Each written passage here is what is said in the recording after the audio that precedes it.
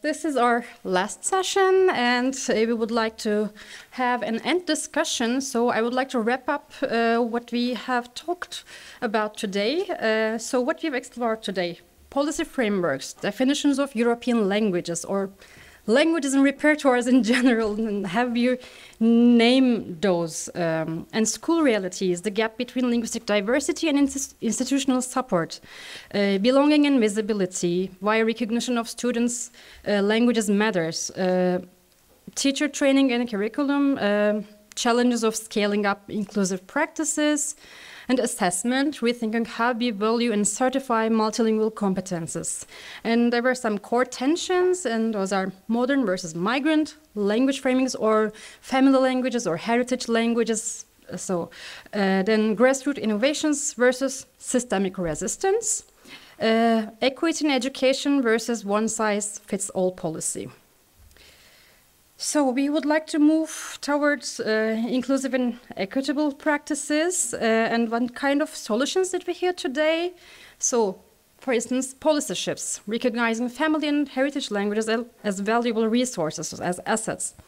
Teacher support, multilingual pedagogies, continuous training, classroom confidence, and partnerships also.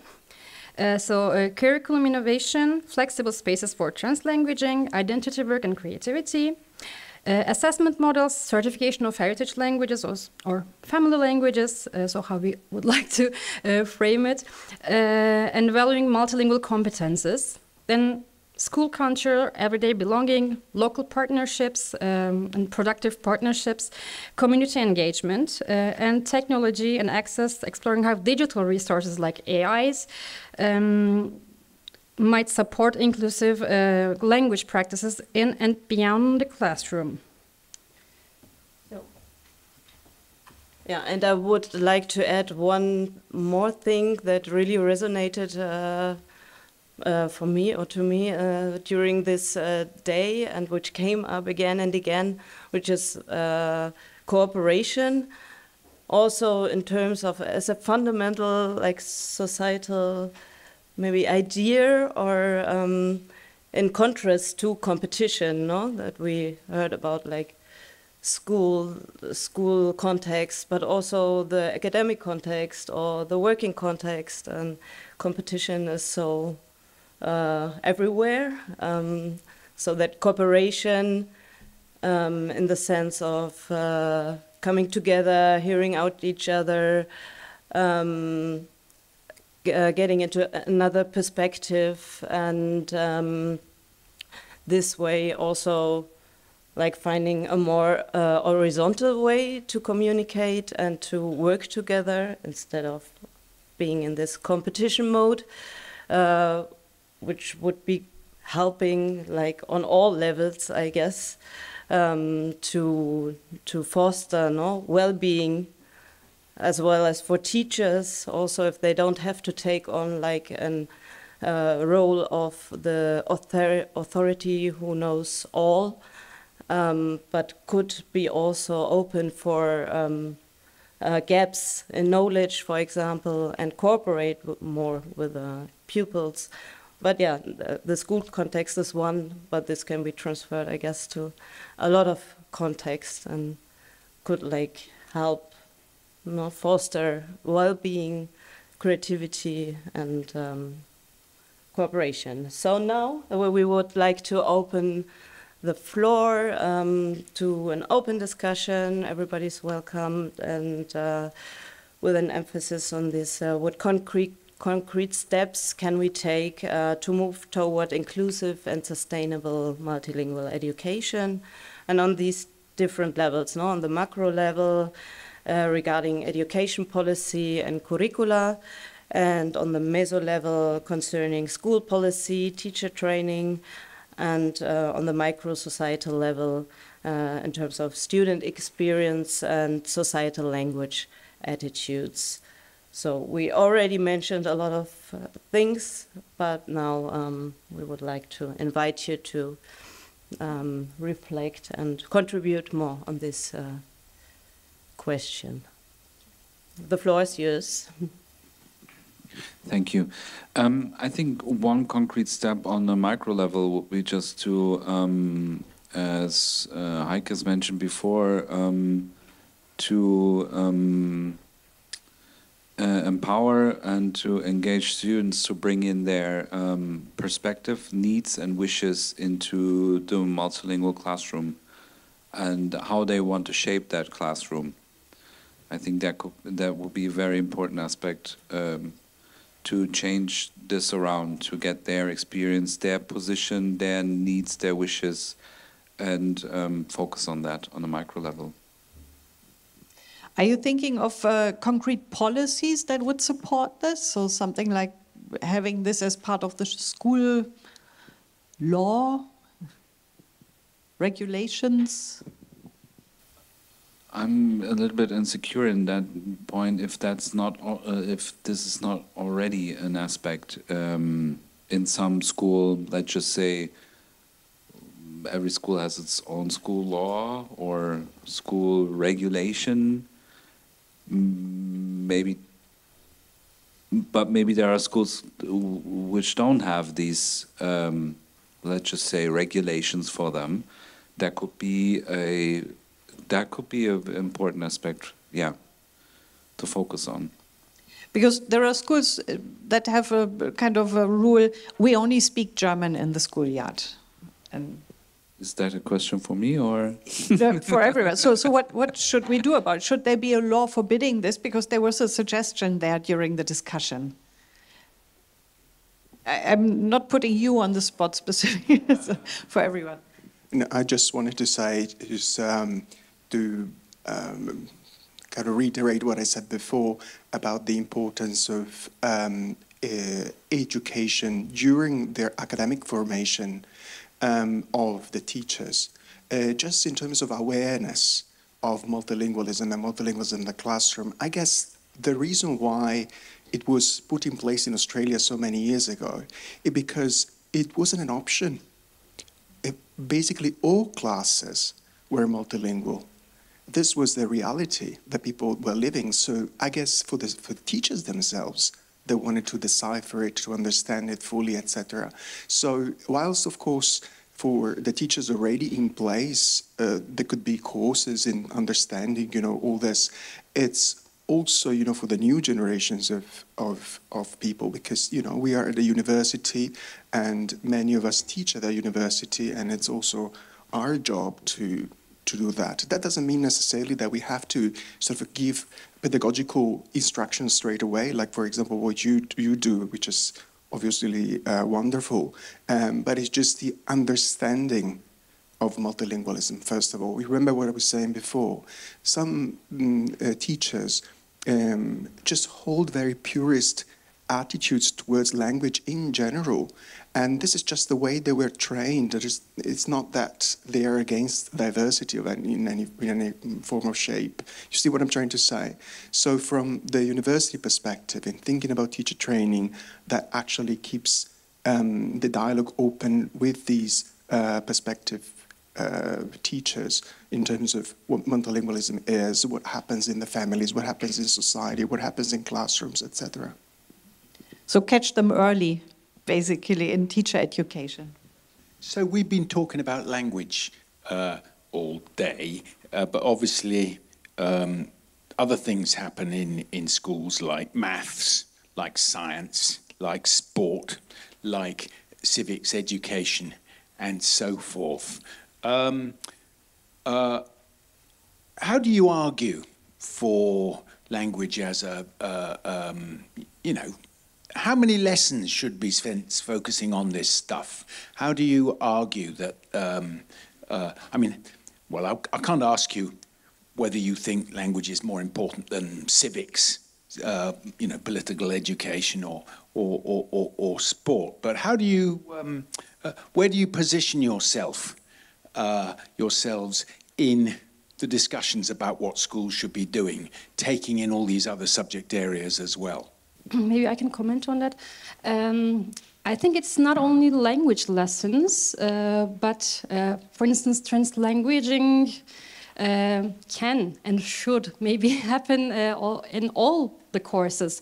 If I remember correctly, in one paper of Ofelia Garcia, they were talking about a mathematics lesson where pupils help each other so that one student who doesn't speak the majority language, I don't remember which language that was right now, but to help this newcomer to understand what the tasks are, because he or she was doing good in maths actually, but just couldn't speak the language that was taught in. So I think multilingualism or translanguaging, or how you name or frame it, it's relevant for all school activities and all the courses. I want to scale back from the big terminology. You know, I'm not going to talk about colonialism, but I will talk about discrimination. And we know from many studies, and again, I go back to African American English, there are many studies in the US about this, about how discriminating against a language or a language variety is often an excuse to discriminate against the people who speak that variety.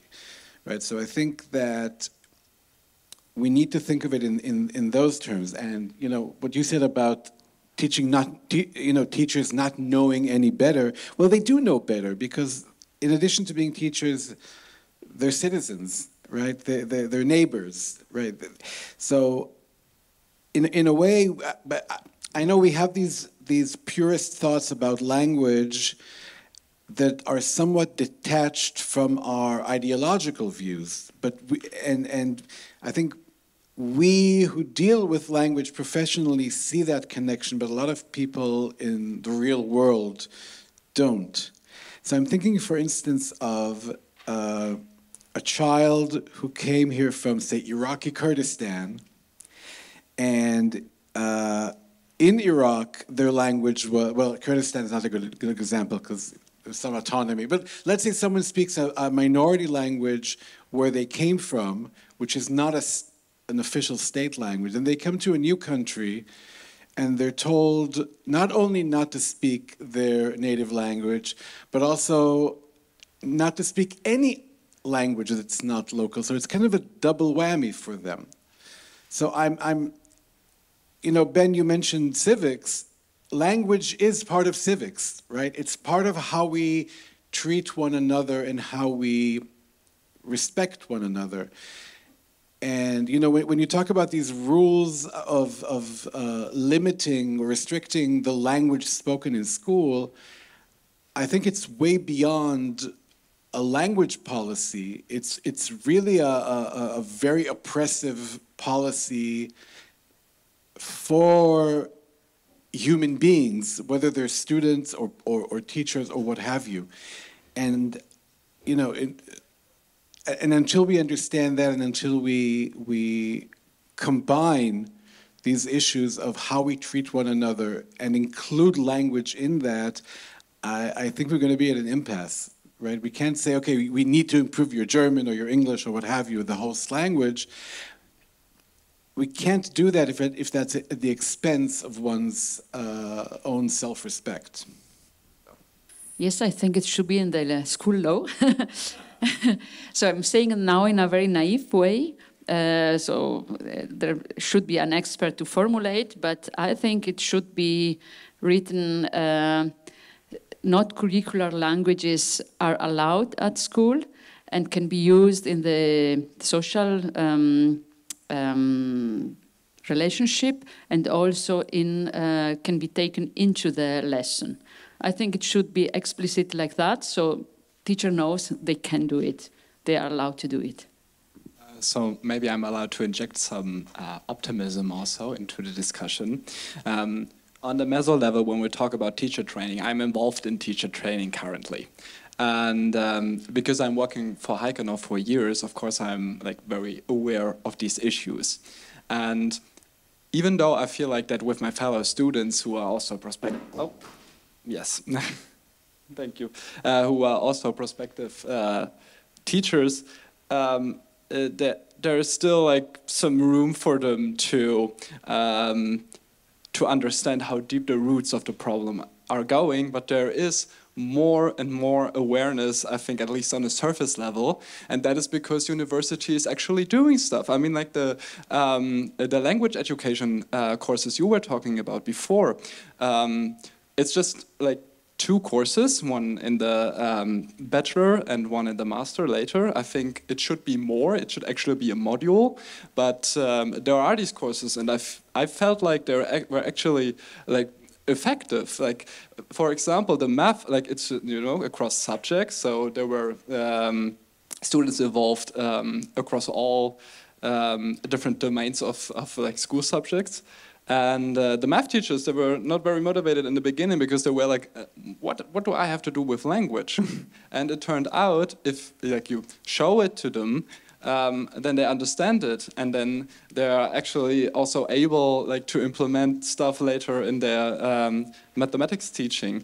And I feel like that is especially important because on the one hand, if you raise awareness globally, then you also create spaces that, or like at least like some kind of resonance room for these topics. So if you want to change an institution, which is in the end always individual agents doing stuff collectively, if you want to change them, you have to change the agents themselves, the individual. I feel like that is the most effective thing we can do, and I feel like universities are already successful at that.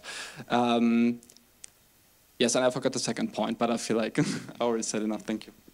So what do we think of the, you know, how do you talk about, what's your position on the relationship between kind of moral, political commitment and science? What's your sense of the relationship? I mean, you know, you're university scholars and people listen to you because of your scientific status. What's your position on the relationship? How do you manage the relationship between your political and moral commitments and your training as a scientist? And I'm sorry that I'm saying you, because it's me, question to me as well, and the people behind me as well. But somehow it's a question of we. How do we? What's our position on the relationship between science and you know, politics, moral issues? Just as a quick response, I can say I hope objectively and inclusive, but I can't speak for everyone. Well, I would say it's a combination of something I think Labov said ages ago and the Deutsche Beamtengesetz. Well, Labov said something along the lines, if you find out something about, say, a social group, and you find out they are discriminated against, and you have your facts that speak against it, your findings are against it, you should make it public. And the Deutsche Beamtengesetz, I'm a civil servant, and as a civil servant, I have taken an oath on our constitution. And I am legally obliged to defend the constitution actively. Not just not do anything against it, but actually make sure it stays in place or it's being enforced. So if I see fascist tendencies in society, I have a duty to go against it. And there's been a lot of discussion lately, should teachers do that, or are they obliged to be politically neutral? No, they are not. They are obliged to help keep up a liberal democracy, to keep up the constitution. And that, I think, is something, a guideline, even if you're not a civil servant, of course. But that goes without saying then. And in these days, maybe it's important to say that again. Maybe not only constitutions, but because they can also be changed somehow, but maybe human rights, can say in general. Yeah. I'm not a Beamter, so that gives me a certain degree of freedom. No, but I mean, what is important for me there is that is just the knowledge, the awareness that our job is political, that the issues we are dealing with are political, and that they are things where, in the end, we need to have a standpoint. It's not just neutral academia we are sort of doing here, but this has a direction, and this is, I think, this is pretty important, because, well, we have this. We have this Verantwortung. What was it? Responsibility. We have this responsibility, and that's what we have to sort of live up for. Also, I would jump in just shortly. If we look at the history of, for example, linguistics and or ethnology, anthropology, it always has been politic and motivated, no, and a certain perspective, and now with like shifts or decolonizing epistemologies, which are lately coming up more and more, also in Western society or the global North. I guess there, or like I understand it, there is the change, the need for change is kind of a fundamental thing in this shift or movement also, because we're talking about shift in epistemology, kind of. I just wanted to say something about this as well. I think it's very important to have our own positionality clear. For example, in my work, even though I'm reserved as I do ethnography, I have to speak about myself necessarily. It's a bit difficult, I have to say, but I do it. So I do essay that, I do volunteering, and so on and so forth. On the other hand, I do think that it is very important that we as researchers kind of focus on what our job is, which is to build evidence that has to do with the questions we ask and what we then find out. So, so at least when I approach research, when I approach my students, that's always the kind of thinking that I have. This is what we know from research. This is what we know from my research. This is what we know from the research in Australia, in South Africa, in England, and so on and so forth. So, of course, as we were saying before, many people here are, of course, really highly invested in multilingualism, and we believe in the value of multilingualism. But for those here who are doing research, I think each one has a different role. For me, my role, I feel, at university is to build evidence that actually answers a question. I mean, I'm a little puzzled that you're invoking truth here, because I think as critical scholars, we don't really, or we think we're looking for the truth, right? We all have our different perspectives, and we have evidence for different perspectives, and that's what we're trying to do. I also think it's nonsensical to talk about science being objective or neutral. Everything is political. I mean, do I have to go back to the feminists? The personal is political, right? Everything is political. If you are working on generative syntax, that is also political. So, I mean, I don't think we can divorce those two things. And we can't, of course, we're trying to be objective in our ethnographic research, especially, but we all know that that's also not possible. We bring that to our research. Yeah, and I think that is, whether we're verbeamtet or not, I think that should be our goal in research. So do you actually need to read the evidence when you see what somebody's written, or you just look at their political affiliations? And what do you train your students in? What's a university education about, if there aren't a set of procedures that we can go through that in some sense separate the material we're looking at from our own personal political hopes and expectations. Rigorous methodology. Well, rigorous methodology, yeah. But if we... That's how I understood Janet. when talking about evidence-based stuff. Yeah, you shouldn't fool yourself into thinking you're finding the truth. But that's different from not believing any evidence.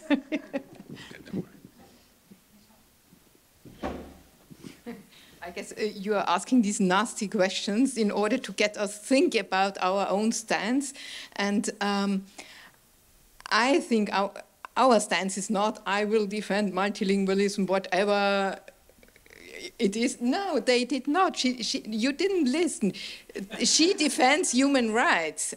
And there's good evidence to show that people are excluded because of linguistic reasons. We look at the data, we see that there's a kind of exclusion and that multilingualism is part in it. But now the interesting thing starts, because we cannot say multilingualism will solve equity in education, but we have to think about how to do it. And I think this is valuable. This is very important to have this commitment to something like, she says human rights, I would say equity in education, because I see in the data that it's not guaranteed. I know as a linguist, I can only talk about a part of equity in education, but I can do the most out of it with my knowledge. And I think this should be permitted. This shouldn't be banned from our work. This is not a political stance, no? Yes, asking for the relationship between moral and science is kind of a mean question, so I would like to ask a mean question back and then answer it myself. What do you even mean when you were talking about morality? Because I have studied philosophy. I've read a lot about that stuff. It's a Me too. Yes, and I just wanted to say I say it, fucking rabbit hole that goes very, very deep. But the deeper you go, the more you actually see that morality and moral rules and moral norms seem to be nothing more but general rules to keep up like some fairness, or like keep up cooperation, or the big cooperation machine that civilization is. And last but not least, it has to be fair, because if cooperation is not fair, then the concept of cooperation itself is in jeopardy.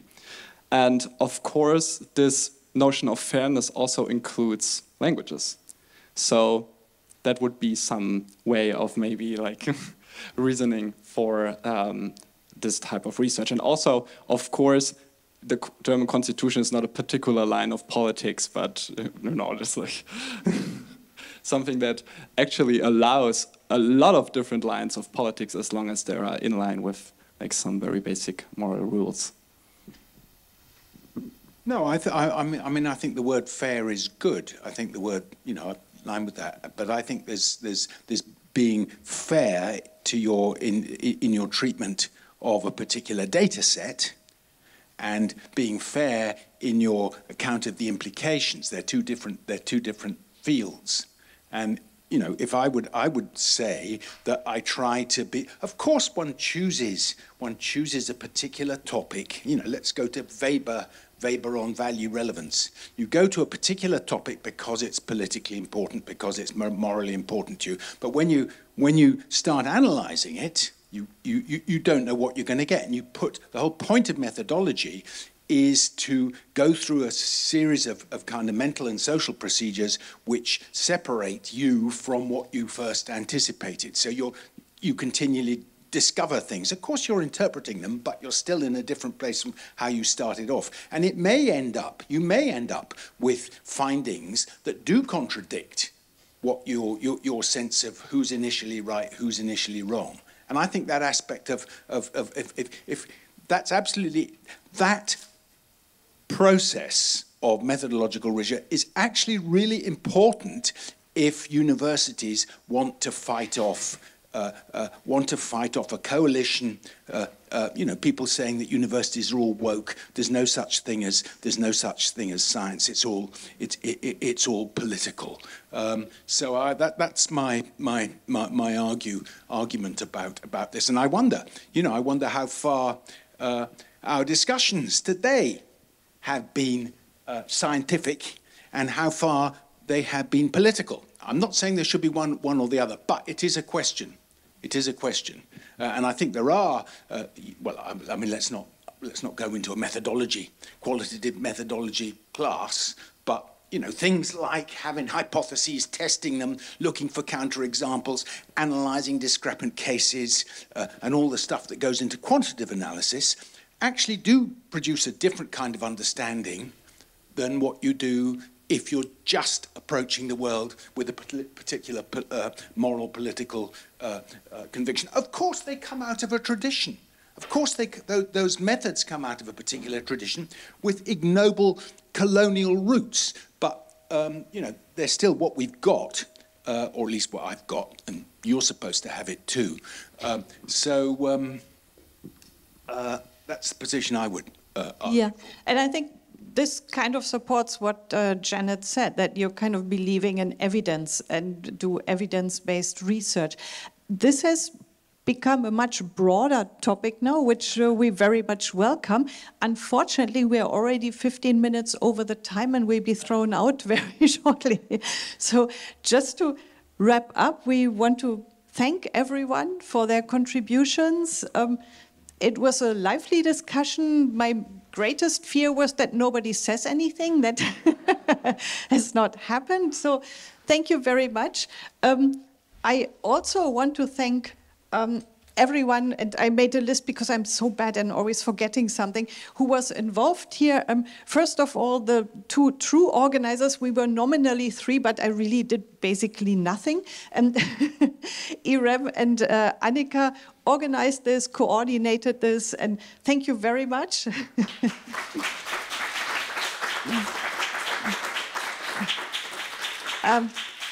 Figen Tekbash did all the administrative work and helped today. And we're very lucky here to have fantastic students, not just Marius and Josefine, who, thanks a lot, were also really great panelists. But in addition to that, you will have noticed there were many more. There were Hannah Uge, Jonas Petsch, who can't be here today, but who did the design of the folder, and Canan Kurt. Thank you very much. And thanks for the technique. Yesterday it looked like nothing worked, and then you did some magic. Thank you for that. And everything worked today. So thanks for a wonderful day.